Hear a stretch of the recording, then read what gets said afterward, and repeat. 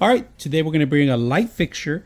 Now this light fixture, it's mostly common used above the actual bathroom or maybe an entrance. So if you guys can see, very elegant, real glass. There's three lights cables that you need to worry about, which is the hot, neutral, and ground. That's pretty much it. And just a very simple basic mount that you require. All right, then give you all the necessary equipment that's required. Now another great thing is that you want to do is just make sure that they have different colors, different brass, but it's very simple to install. Like I said, 3 different cables in the back.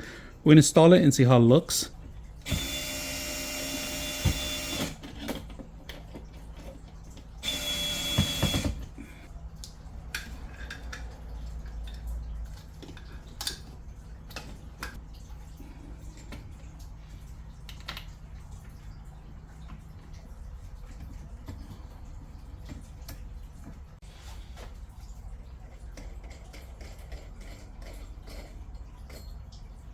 All right, there's the light fixture, if you guys can see.